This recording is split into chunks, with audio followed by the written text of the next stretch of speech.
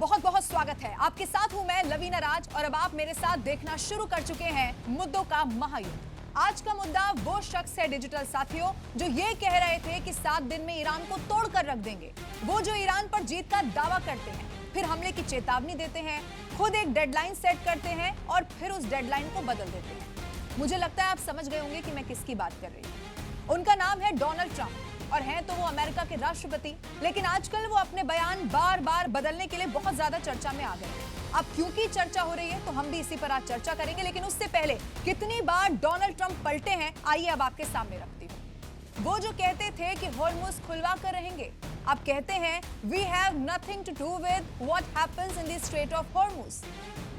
फिर कहते हैं whether we have a deal और नॉट इज इररिलेवेंट। ये वही है जो दावा करते थे कि ईरान डील के लिए तड़प रहा है। इसी तरह वो कहते हैं कि पहले रिजीम चेंज की बात करते हुए नजर आते थे। अब आप जरा सोचिए कि कोई शख्स इतना झूठ कैसे बोल सकता है। वो अब कहते हैं कि रिजीम चेंज करना तो हमारा गोल ही नहीं था। कैसे अपनी बातों से एक शख्स इतना ज्यादा पलट सकता है? और आज इसीलिए डिजिटल साथियों मैंने आपको शुरू में ही कह दिया कि मुद्दा डोनाल्ड ट्रंप है, तो आइए इसी पर शुरू करते हैं आज का मुद्दों का ये महायुद्ध।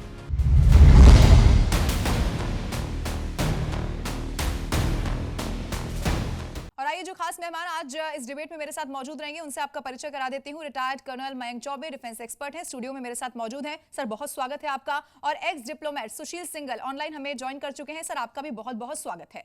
मैं मयंक सर आपके साथ शुरुआत करना चाहती हूँ।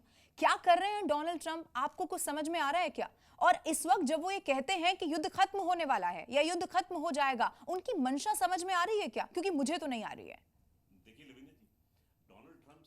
कहते हैं क्या करते हैं उस पर ध्यान देने की आवश्यकता नहीं है, परंतु ये देखना चाहिए कि वो शख्सियत आखिर हैं क्या। देखिए, वो जो कहते हैं उसको वो करते जरूर हैं और जो नहीं कहते उसको वो जरूर करते हैं। आपको शायद याद आ रहा होगा ये फिल्म का डायलॉग। तो इस समय डोनाल्ड ट्रंप साहब के बारे में मैं क्या बोलूं, क्योंकि अंक ज्योतिष के हिसाब से वो भी 5 नंबर है जैसा कि मैं हूं। 14 जून 1946 की पैदाइश और अमेरिका के 45वें राष्ट्रपति और उसके बाद में 47वें राष्ट्रपति। तो देखा जाए तो उनके बारे में प्रेडिक्ट कर पाना बहुत मुश्किल है। लेकिन आप सर, लेकिन आप मतलब नंबर 5 आप ऐसे कंपेयर मत करिए, क्योंकि वो तो बहुत अनप्रेडिक्टेबल है। आप तो सही सही बात करते हैं हमेशा। देखिए, खास तौर से आप ये देखिएगा कि वो ऐसी बात नहीं करते। कोई व्यक्ति 6.5 या 7 बिलियन डॉलर्स का एम्पायर का मालिक यूं ही नहीं बन जाता। तो इस समय जो वो बयान देते हैं वो दूसरों को, आज दिन भी अप्रैल फूल वाला है, तो अप्रैल फूल बनाने की चेष्टा वो पूरे साल भर लोगों को करते हैं। लोग सोचते रह जाते हैं कि वो करना क्या चाहते हैं और वो कर गुजरते हैं। नहीं, लेकिन सर, अप्रैल फूल ये कोई बच्चों का खेल थोड़ी है। इतने बड़े पद पर बैठे हैं, सुपर पावर हम अमेरिका को कहते हैं, उसका राष्ट्रपति। आप सोचिए अगर इस तरह अपने बयान से बार बार पलटे। सुशील सर, मैं आपके पास इसी सवाल के साथ आ रही हूँ। डोनाल्ड ट्रंप की मंशा आपको क्या नजर आती है? और जो वो ये कर रहे हैं, डेडलाइन देते हैं, बदल देते हैं या अपने बयान से बार बार पलट जाते हैं, मजबूरी क्या है डोनाल्ड ट्रंप की इस वक्त? आपको कुछ समझ आ रहा है सर? बात यह है कि डोनाल्ड ट्रंप की एक ही मजबूरी है कि वो अपनी मर्जी से सारी दुनिया को चलाना चाहते हैं। और जब उनकी मर्जी से दुनिया नहीं चलती है तो उनको परेशानी हो जाती है। तो अगर आप साइकोलॉजी से उनको समझें तो जो इसके लिए एक शब्द होता है अंग्रेजी में और हिंदी में, वो मैं उसको इस्तेमाल नहीं करना चाहता थोड़ी हूं। आवाज अगर बढ़ सकती है तो। तो उनको ये उनकी बहुत बड़ी समस्या है। तो वो, क्योंकि वो जो काम करना चाहते हैं उसकी हर चीज की कीमत होती है, यू नो, संबंधों में हो, पैसे के फॉर्म में हो। लेकिन उनको जो है वो कीमत देने की आदत नहीं है, क्योंकि वो कहते हैं अपने आप को मैं बहुत बड़ा डील मेकर हूं। तो हर जगह वो डील बनाने में लगे रहते हैं। और डील जब होती है तो उसमें ऑब्वियसली उनके दिमाग में फाइनेंशियल डील उनके दिमाग में घुस रही है। जब फाइनेंशियल डील होती है तो आदमी उसमें फायदे की सोचता है, नुकसान की नहीं सोचता है। तो जैसा कि अभी आपने पहले देखा ट्रंप, पर्टिकुलरली ट्रंप 2.0 में आपने देखा कि उन्होंने जो भी किया टैरिफ के लेकर के, इसलिए किया क्योंकि उनको लगा कि अमेरिका को उससे फायदा होगा, उनको फायदा होगा, क्योंकि उनके दिमाग में ये था कि सब लोगों ने उनके देश का फायदा उठाया है, क्योंकि बार बार वो कहते भी थे। अब उसको उन्होंने जो है ये डिफेंस की साइड पर भी उसको ले आए, जैसा कि उन्होंने मैक्सिको में किया, क्योंकि उनको फाइनेंशियली बहुत फायदा हुआ। मडरो को वहां से किडनैप कर लिया और जो है उन्होंने ऑयल रिसोर्सेज उनके हाथ में पकड़ा दिए। अब जब ईरान की बात आई तो उनके दिमाग में कुछ इस तरह का रहा कि मैं उसकी टॉप लीडरशिप को उड़ा दूंगा, मार दूंगा।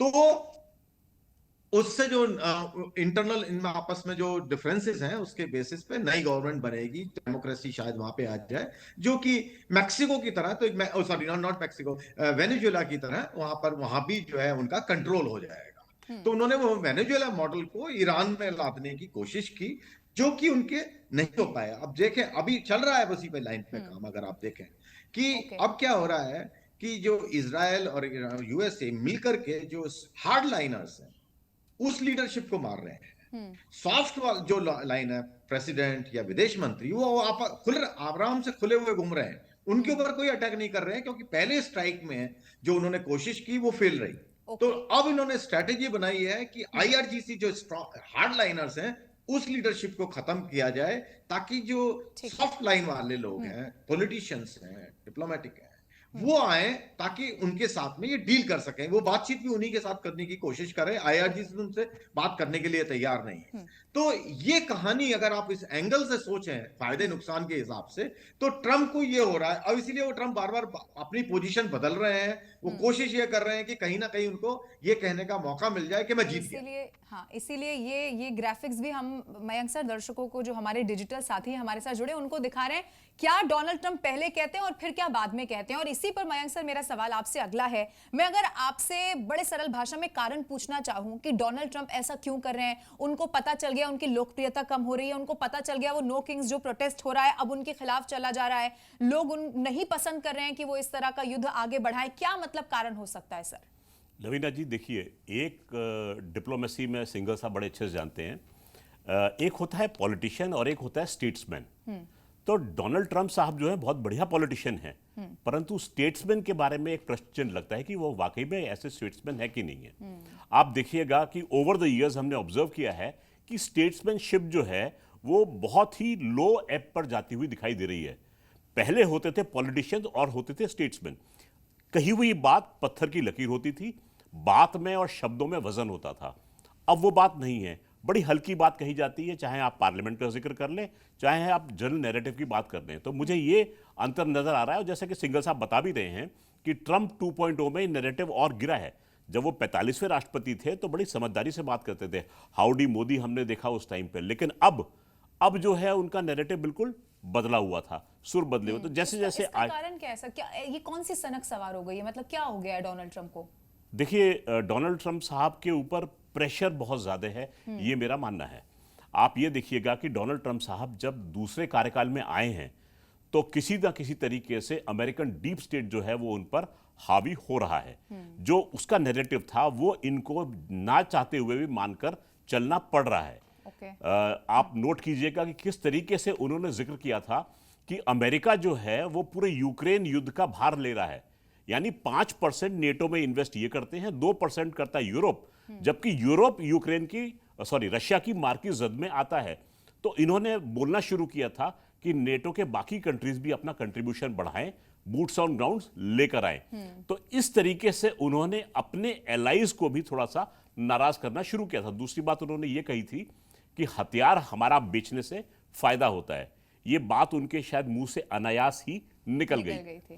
तो हमने ये देखा कि किस तरीके से डोनाल्ड ट्रंप साहब जो हैं वो आर्म्स लॉबी की बात को लेकर आगे बढ़ रहे थे, और आर्म्स लॉबी हम सबको मालूम है किस तरीके से अमेरिकन पॉलिटिक्स को रूल करती है। ओके, सुशील सर, इसी पर मेरा आपसे सवाल है। डोनाल्ड ट्रंप के बारे में चूंकि आज हम चर्चा कर रहे हैं, अब ये बताइए कि डोनाल्ड ट्रंप इतनी बार अपने बयान से पलट जाना, अब अगर डील, चूंकि संबोधन भी उनका होना है, अब वो इस संबोधन में माना यह जा रहा है कि हो सकता है युद्ध विराम को लेकर कुछ कह दे, युद्ध खत्म होने को लेकर कोई ऐलान हो जाए, अभी उसके लिए थोड़ा इंतजार करना होगा।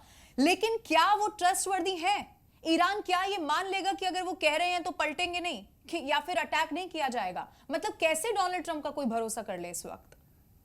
देखिए, यही समस्या है एक्चुअली। ईरान के राष्ट्रपति ने जब पाकिस्तान के प्रधानमंत्री से बातचीत की तब भी उन्होंने कहा कि यहाँ ट्रस्ट डेफिसिट बहुत ज्यादा है, हम कैसे इस बात, तभी वो सिक्योरिटी गारंटी मांग रहे हैं उनसे कि अगर कोई बातचीत होती है तो उन्हें सिक्योरिटी गारंटी चाहिए कि वो आगे उनके ऊपर कोई इस तरह का हमला नहीं होगा। अब सिक्योरिटी गारंटी कौन दे सकता है? या तो कोalition हो या यूएन हो उसमें। अब कोई एक देश तो उसको देने को तैयार नहीं होगा।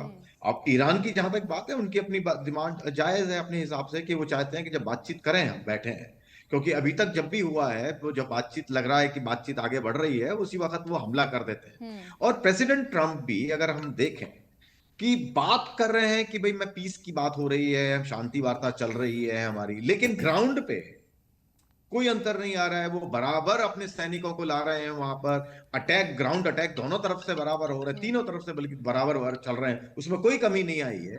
और थोड़ा सा जो कंफ्यूजन जो हो जाता है, वो जो वो कहते हैं ना कि हम अटैक नहीं कर रहे हैं, अमेरिका कहता है, वो ये एक बात करते हैं उनकी इंफ्रास्ट्रक्चर के बारे में, पावर लाइंस और उसके स्टेशन के बारे में। ये नहीं कहा उन्होंने कभी कि हम अटैक नहीं करेंगे, तो उससे भी थोड़ा कंफ्यूजन पैदा हो गया कि भाई उन्होंने, अमेरिका ने तो कह दिया कि अटैक नहीं करेंगे, बट वो हमेशा इंफ्रास्ट्रक्चर के बारे में बात कर रहे हैं कि हम इंफ्रास्ट्रक्चर पे एक पर्टिकुलर टाइम तक नहीं करेंगे। 4 दिन दे दिया, कभी 5 दिन दे दिया, एक महीने के बारे में बात हो रही है। तो वो, लेकिन अटैक्स उन्होंने ये नहीं कहा कि हम नहीं हम रोक देंगे। इवन प्रेसिडेंट ट्रंप ने जितनी भी बार चेंज किया है, वो हमेशा इंफ्रास्ट्रक्चर के बारे में बात हुई है। और तो इसलिए वो अटैक कंटिन्यूड है।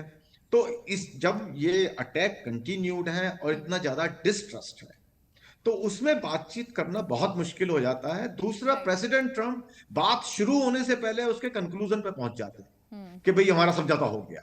वहां भी जब मैसेज ही गया है, उन्होंने कहा जी मेरी सारी बात मान ली उन्होंने, हमारे को, उनको गिफ्ट भी मिल जाता है। हम जीत गए, वो जी, घुटनों पर आ गए, जीत, रोजाना वो जीत जाते हैं, रोजाना जो है हरा देते हैं, मार देते हैं लोगों को। तो उससे भी जो है बहुत ज्यादा कंफ्यूजन क्रिएट हो रहा है, और लोगों में ट्रस्ट नहीं है कि वो कब क्या, वो आप कुछ कॉन्फिडेंशियली बात करते हैं तो आपको ये भरोसा नहीं है कि वो कब उसको बात को खोल देंगे, के जाके कह देंगे मैंने तो ये कर दिया है। Okay okay. और मयंक सर, अब वो कहते हैं ना सिविक सेंस, आईक्यू, कुछ भी आप लगा लीजिए, लॉजिक, अगर डोनाल्ड ट्रंप कह रहे हैं कि जी युद्ध खत्म हो गया, हम जीत गए, तो फिर अभी अटैक क्यों हो रहे हैं फिर? मतलब ये कोई समझा सकता है? कीप ऑन गेसिंग, ट्रंप साहब का ये है, कीप ऑन गेसिंग। वो क्या कहते हैं आप गेस करते रहिए, क्या करने जा रहे हैं आप गेस करते रहिए। इस समय उन्होंने बात कही है कि 2 से 3 हफ्ते के बीच में ये युद्ध जो है वो खत्म हो जाएगा, हम वापस लौट जाएंगे। मान के चलिए 2 से 3 हफ्ते में उनके 10,000 सैनिक जो हैं वो बिल्कुल ईरान की सरहद के पास पहुंच चुके होंगे, और फिर वो एक बहाना लेकर आएंगे कि ईरान ने हमारी ये बात नहीं मानी, इसलिए हम उस पर अटैक करेंगे। क्योंकि पहले भी हो चुका है कि जब ईरान ने कहा था कि 800 रेवोल्यूशनरीज थे, उनको वो फांसी चढ़ा देंगे, तो ट्रंप साहब ने बोला था अगर फांसी चढ़ाएंगे तो हम अटैक कर देंगे। और उसके बाद में उन्होंने बोला ठीक है, उन्होंने रोक दिया है तो हम उन पे अटैक नहीं करेंगे, और उन्होंने अटैक कर दिया। तो ऐसी बात नहीं है, ट्रंप साहब अगले का बयान सुनते हैं लेकिन करते वो हैं जो उनके मन में आता है, और उनकी रणनीति बहुत सोची समझी चल रही है। हमको दिखाने के लिए वो बयान इधर से उधर करते हैं, बाकी जो उनको करना होता है वो करते रहते हैं। दूसरी बात यह है कि हम जिक्र कर रहे थे डीप स्टेट का, चार्ली कर्क को आप भूलिएगा नहीं, यूटा यूनिवर्सिटी में सितंबर 2025 में जिसकी जान ली गई थी, ट्रंप साहब को भी एक गोली उनके कान के पास से निकलकर गई थी, तो ये भूल नहीं सकते उस चीज को। ठीक है सुशील सर, तो अब मतलब क्योंकि यहाँ तो ये हम मान रहे हैं या ये कहा जा रहा है कि 1-2 हफ्ते के बाद ऐसा ऐसा होगा और फिर वहां पर सैनिक तैयार होंगे, आपको लग रहा है युद्ध रुक सकता है, या ट्रंप क्या कह सकते हैं जब संबोधित करेंगे तो? देखिए, अभी मेरे ख्याल से तो युद्ध, अब जो हालात हैं, मुझे नहीं लगता कि प्रेसिडेंट ट्रंप कहेंगे कि मैंने जीत गया, मैं युद्ध रोक रहा हूं, क्योंकि उनको चाहिए विक्ट्री इस वक्त। क्योंकि उनको जो उनकी जो घरेलू सिचुएशन है, उसमें ही नीड टू शो विन, और वो विन कहने का उनको अनफॉर्चुनेटली ईरान मौका नहीं दे रहा है। तो अभी वो जो बात करेंगे, पीस की बात करेंगे कि मैं शांति कर रहा हूं, शांति की कोशिश जारी है, क्योंकि वो डोमेस्टिक ऑडियंस को एड्रेस कर रहे होंगे वहां पे, तो उनको एश्योर करना पड़ेगा, ऑयल मार्केट को भी एश्योर करना पड़ेगा, उनका जो इक्विटी मार्केट है उसको भी एश्योर करना है। तो वो शांति की बात करेंगे वहां पे मेरे ख्याल से जरूर, कि मैं शांति करने की वहां कोशिश कर रहा हूं, मेरे को उम्मीद है, मेरी बातचीत चल रही है, जैसे वो कहते हैं। हो सकता है चीन का भी नाम लेना, क्योंकि उनके जो मित्र देश हैं उनके, पाकिस्तान, वहां उनके विदेश मंत्री आज जो है, आज या कल में जो है चीन जा रहे हैं बातचीत करने के लिए, उनको भी वो इन्वॉल्व करने की कोशिश। तो हो सकता है वो कहते हैं मैं चीन से भी बात की, उनके राष्ट्रपति से मेरी बातचीत हो चुकी है, और वो जो तैयार हैं मेरे साथ में काम करने के लिए। तो उनका ओवरऑल मैसेज पीस का होगा, जबकि ग्राउंड रियलिटी में आई थिंक वो ग्राउंड में जो काम चल रहा है उनका, वो चलता रहेगा। ठीक है, तो डबल होगा इनका। ठीक है। अब देखिए सुशील सर, जैसा मयंक सर कह रहे हैं कि वो डोमेस्टिक ऑडियंस को अपनी जरूर एड्रेस करेंगे, लेकिन डोनाल्ड ट्रंप पे जानते हैं पूरी दुनिया सुनेगी जो वो कह रहे हैं इस वक्त पर। उनका स्टेटमेंट बहुत बहुत महत्वपूर्ण है इस पूरे महायुद्ध में, क्योंकि 21 अप्रैल यही कयास लगाए जा रहे हैं कि युद्ध यहां पर खत्म हो जाएगा। लेकिन अगर हम शुरू से शुरू करें मयंक सर, आपको क्या लग रहा है कहां पर डोनाल्ड ट्रंप फंस गए? क्योंकि मैंने वो बकायदा स्टेटमेंट की लाइन वो ग्राफिक्स के जरिए दर्शकों को बताई है कि वो कहते हैं रिजीम चेंज कर रहेंगे, फिर कहते हैं जी हमें तो करना ही नहीं था, डील से हमें कोई लेना देना नहीं है, लेकिन वो कह रहे हैं डील के लिए ईरान जो है तड़प रहा है। मतलब कहां गलत हो गए डोनाल्ड ट्रंप? डोनाल्ड ट्रंप साहब ने शायद ये सोचा था कि जैसे ही इनकी लीडरशिप खत्म होगी वैसे ही ये युद्ध खत्म हो सकता है। आईआरजीसी ये ग्राफिक्स देखिए जिसके लिए मैंने कहा जी, घुटने टेक देगी। लेकिन लीडरशिप इन्होंने कुछ हद तक खत्म की। मुश्तबा इस समय मेरे हिसाब से घायल अवस्था में है और एक हॉस्पिटल में इस समय एडमिट है। हॉस्पिटल पे अमेरिका या इजराइल अटैक नहीं करेगा, इसलिए वहां पर वो सुरक्षित है। दूसरा, फिर उन्होंने अपने बयान को पलटा कि हम न्यूक्लियर एसेट्स को खत्म करेंगे। देखिए 12 दिन के युद्ध में ईरान और इजराइल के बीच में जो हुआ था उसमें इन्होंने नातांज और फोर्दो दोनों फैसिलिटीज को इन्होंने उड़ाया था।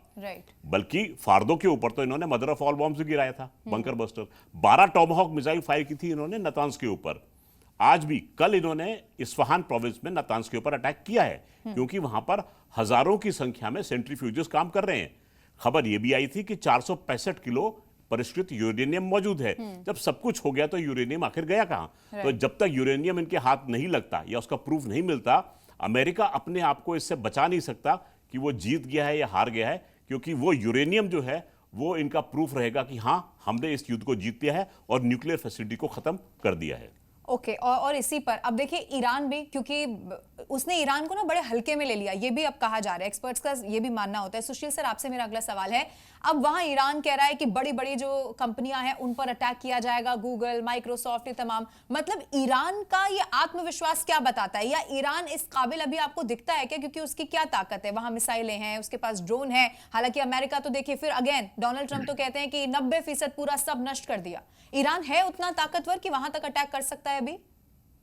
देखिए, अभी तक जो ईरान कर रहा है, और जबकि दावे ये आ रहे थे कि ईरान की सारी क्षमता खत्म कर दी गई है, उसमें कोई कैपेसिटी नहीं रह गई है। वो कह रहे हैं हमारे जहाज वहां जब मर्जी जाकर अटैक कराते हैं, हमारे पे कोई अंतर नहीं पड़ता है। और अभी कभी 60%, कभी 90%, कभी 100% वो फिगर आ रही है। लेकिन अगर हम ग्राउंड पर देखें तो ईरान बराबर पिन पॉइंटेड अटैक करने में सक्षम हो रहा है, कर रहा है, नुकसान पहुंचा रहा है, चाहे गल्फ कंट्री हो, चाहे इजराइल हो, इवन छुटपुट वो जो है अमेरिकन जो एयरक्राफ्ट कैरियर है उनकी तरफ भी उसने हमला करने की कितना सक्सेसफुल हो रहा है ये अलग बात है, पर कोशिश वो बराबर कर रहा है। और अब जो उसने आज रात की 10 बजे की धमकी दी है कि 10 बजे तक आपने अगर नहीं मानी हमारी बात, ईरान ने जो बोला है, अब जो कंपनियों को उन्होंने धमकी दी है, एक उन्होंने अमेजन की फैसिलिटी पे पहले भी एक अटैक कर चुके हैं।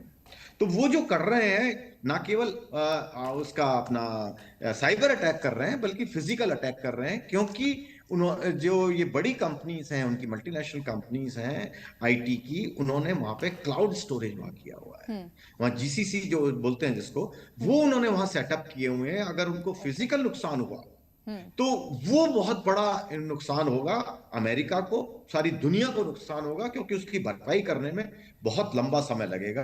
डेटा नुकसान का जो इतना स्टोरेज है, just imagine trillions of terabytes, trillions of bytes, terabytes and terabytes जो है वहां इकट्ठा है।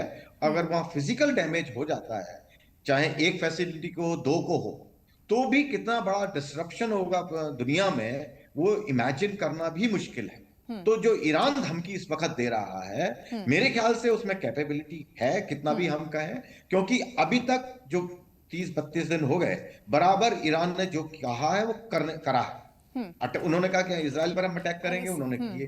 गल्फ में अटैक करने को कहा, उन्होंने किए बराबर। तो वो इसमें भी सक्षम है कि पूरे मिडिल ईस्ट को ही यहां जंग में झोंक दिया। मयंक सर, यही तो होता हुआ नजर आया। अच्छा, अब मैं जब यहां पर इस पूरे महायुद्ध की बात कर रही हूं, मैं डोनाल्ड ट्रंप की सिचुएशन को इस वक्त सर, मयंक सर, आपसे समझना चाहती हूं। डोनाल्ड ट्रंप जो सोचा उन्होंने युद्ध के शुरू में वो नहीं हुआ, स्टेटमेंट बदल दिया। वहां कई सारे ऐसे देश हैं जिन्होंने अपने एयरबेस तक देने से इनकार कर दिया है। अब मतलब बहुत बुरी तरह से ऐसा लग रहा है एक चक्रव्यूह था जिसमें डोनाल्ड ट्रंप फंस तो गए हैं लेकिन अब निकल नहीं पा रहे। ऐसा है क्या? उस सिचुएशन को मैं आपसे सर बड़े सरल भाषा में समझना चाहती हूँ। जी, इस समय डोनाल्ड ट्रंप साहब और ईरान दोनों ये चाहते हैं कि इस युद्ध से हमको ग्रेसफुल एग्जिट मिल जाए। इजराइल की मंशा कुछ और है, ये बात अलग है, लेकिन इस समय ट्रंप साहब इस युद्ध से ग्रेसफुल एग्जिट चाहते हैं। अब ग्रेसफुल एग्जिट कैसे मिलेगा? दिखाना है दुनिया को और अपनी जनता को कि भाई हम युद्ध जीत गए हैं। जीत कहां से मिलेगी? आपने उनकी पूरी लीडरशिप खत्म कर दी, रेजा पहलवी को आपने वहां पर राष्ट्रपति बना दिया तो आप जीत गए, या आपने उनकी न्यूक्लियर फैसिलिटीज को डिस्ट्रॉय कर दिया, प्रूफ के रूप में आपने 465 किलोग्राम परिष्कृत यूरेनियम अपने हाथ में ले लिया। ये दो सूरत हाल हैं जब ये पता लगेगा कि भाई वो जीत गए हैं। हॉर्मूज का जल डबरू मध्य पहले भी खुला हुआ था, युद्ध के टाइम पे थोड़ा अवरुद्ध हुआ, लेकिन खुलना उसकी बहुत बड़ी बात नहीं है। तो जहां तक मेरा अनुमान है कि ये दो सूरत हाल मिलेंगे तब जाके ट्रंप साहब की जीत सुनिश्चित हो पाएगी और तब उनको वहां से एग्जिट मिल पाएगा, जो मुझे नियर फ्यूचर में होता हुआ इस समय दिखाई नहीं दे रहा है। आपने कहा ग्रेसफुल एग्जिट मिल जाए, लेकिन जब एंट्री ही इस तरह से हुई है, यानी कि पहले ही दिन अटैक किया, खामेनेई का खात्मा हो गया। सुशील सर, एक सवाल ये है और ये सोशल मीडिया पर खासतौर पर पूछा जाता है, ईरान के पर्सपेक्टिव में आप सर ज्यादा बता पाएंगे। अगर खामेनेई अभी जिंदा होते, अगर खामेनेई का खात्मा पहले दिन नहीं किया होता, तो क्या ईरान की स्थिति अभी दूसरी होती? क्या हो सकता है कि ये ग्रेसफुल एग्जिट जिसकी हम बात कर रहे हैं मिल जाती अमेरिका को? क्योंकि बड़ी उनके लिए बड़ी चोट है ना जो अमेरिका ने किया। बिल्कुल, देखिए बात एक भी है कि खामेनेई जितने भी उनकी आप कट्टरपंथी थे, बट वो रियलिटी को समझते थे और उनका एम जो था, 2 या 3 एम थे उनके अपने। एक तो अपने रिजीम को बचा के रखना, दूसरा ऑप्शंस रखना अपने पास में। उसके लिए वो कंप्रोमाइज करने के लिए तैयार थे यूएसए के साथ। वो आईआरजीसी उनकी हैंडमेडन है। अल्टीमेटली हमें ये नहीं भूलना चाहिए, आईआरजीसी जो इस वक्त कंट्रोल कर रही है ईरान को, वो उनके कंट्रोल में थी क्योंकि उन्होंने उसको क्रिएट किया हुआ था। तो वो क्योंकि अब जो सॉफ्ट लाइनर्स हैं उनकी से नहीं रह गई है, आईआरजीसी की से है इस वक्त वहां। तो अगर खमेनी, आपके सवाल के जवाब में, अगर खमेनी जिंदा होते तो मेरे ख्याल से वो कंप्रोमाइज करने को तैयार हो जाते। क्योंकि अगर आपको याद हो, लड़ाई शुरू होने से 2 दिन पहले ईरान ने घोषणा की थी कि हम न्यूक्लियर ऑप्शन, हम इंटरेस्ट नहीं है और न्यूक्लियर हम जो मटेरियल है वो भी हम देने को तैयार हैं। और इकोनॉमिकली जो कि ट्रंप की असली इच्छा है कि भाई वहां का जो तेल के भंडार है उन पे उनका कब्जा हो जाए, उसके लिए भी वो तैयार थे उनसे बातचीत करने के लिए कि भाई हम जॉइंटली डेवलप करेंगे, आप सैंक्शन वगैरह हटाइए। तो उनका प्रपोजल ये था, जब मैं कई पहले भी बोल चुका हूं कि ये खबरें आ रही हैं कि जो इनके नेगोशिएटर हैं अमेरिका के, वो टेक्निकलिटीज की समझ नहीं पाए कि उन्होंने क्या उनको ऑप्शन दिए और उन्होंने उसको फेलियर डिक्लेयर कर। तो ये बहुत बड़ी, जिसको छुपाया, मतलब दुबीच भी आ रही है ये बात है, बट इस तरह की खबरें आ रही हैं कि क्वेश्चनर वगैरह वो समझ ही नहीं पाए। तो ये तो इट इज वेरी इंटरेस्टिंग। तो क्या ये इंटेंशनली छिपाया गया था या कोई मिसकम्युनिकेशन हुआ? नो, नॉट मिसकम्युनिकेशन, वो समझ ही नहीं पाए कि मेरे को प्रपोजल क्या दिया गया है। ओके। कि भाई क्या बोल रहे हैं ईरानियन, क्या समझाने की कोशिश कर रहे हैं उनको, वो यही नहीं समझ पाए। इसीलिए ना अब मयंक सर, इसीलिए तो ईरान बार बार ये कहता है कि उन्होंने तो विश्वासघात किया। एक तरफ आप बातचीत की बात कर रहे हैं और दूसरी तरफ आपने इतना बड़ा अटैक कर दिया, टॉप लीडरशिप आपने खत्म कर दी, खामेनेई का उस दिन खात्मा हुआ, 40 बड़े अफसर उस दिन मारे गए। यही तो विश्वासघात की बात करता है ईरान। देखिए, आप ये नोट कीजिए कि ट्रंप साहब की तरफ से नेगोशिएटर हैं कौन? उनके परम मित्र स्टीव विटकॉफ और उनका अपना दामाद जैरेड कुशनर। राइट।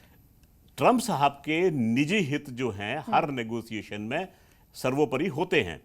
5 दिसंबर 2025 को यही 2 बंधु जो थे वो बैठे हुए थे क्रेमलिन में डिस्कस करने के लिए रशिया के साथ में, रशिया और यूक्रेन के युद्ध को खत्म करने के डिस्कशंस पे। तो ये जब 2 नेगोशिएटर्स, फिर जाके ये नेटो से भी ये नेगोशिएट करते हैं ये। तो जब ये 2 नेगोशिएटर्स उतरते हैं जमीन पर, तो उस समय ट्रंप साहब के निजी हित जो हैं वो सर्वोपरि हो जाते हैं। जैरेड कुशनर का इंटरेस्ट जो है वो क्रिप्टो करेंसी पाकिस्तान में भी है। पाकिस्तान क्रिप्टो काउंसिल जो बनी है वो जैरेड कुशनर के साथ में बनी है वो।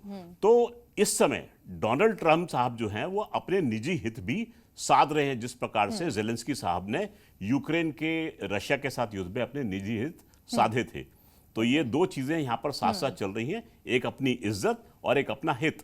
उन्होंने जो 5 दिन के लिए युद्ध को थोड़ा सा थामने की बात की थी, पेट्रोलियम के दाम जो है उस समय चढ़ गए थे। उससे फायदा किससे हुआ था? इनके अपने दामाद साहब का। तो ये आप देखते चलिए, इस समय बहुत कुछ चीजें हैं जो पर्दे के पीछे चल रही हैं। धीरे धीरे समझ में, जैसे जैसे युद्ध आगे बढ़ता है वैसे वैसे समझ में आती है। ठीक है सर, एक क्लोजिंग रिमार्क रहेगा जल्दी से सुशील सर आपसे। सर मेरा सवाल है, डोनाल्ड ट्रंप संबोधित करने वाले हैं, जल्दी से सर बताइएगा क्या वो कह सकते हैं और कहेंगे तो उस पर टिकेंगे क्या? क्योंकि आज का तो हमारा टॉपिक ही यही था कि कितनी बार पलटे हैं डोनाल्ड ट्रंप।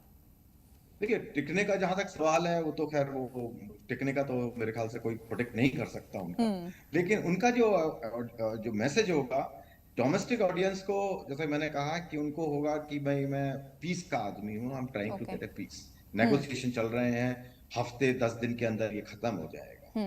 ईरान को वो कोर्सिव डिप्लोमेसी इसको बोला जाता है, वो उसमें एंगेज्ड है कि भाई ये मेरी कंडीशन है, आप इसको मान लो नहीं तो मैं अटैक करूंगा। ठीक है, ग्राउंड पे वो करते रहेंगे जो वो कर रहे हैं। ठीक है मयंक सर। दिस इज मुझे लगता है ये बताएंगे लोगों को कि हमने किस प्रकार से अपना जो ऑब्जेक्टिव था ईरान में उसको कुछ हद तक अचीव कर लिया है।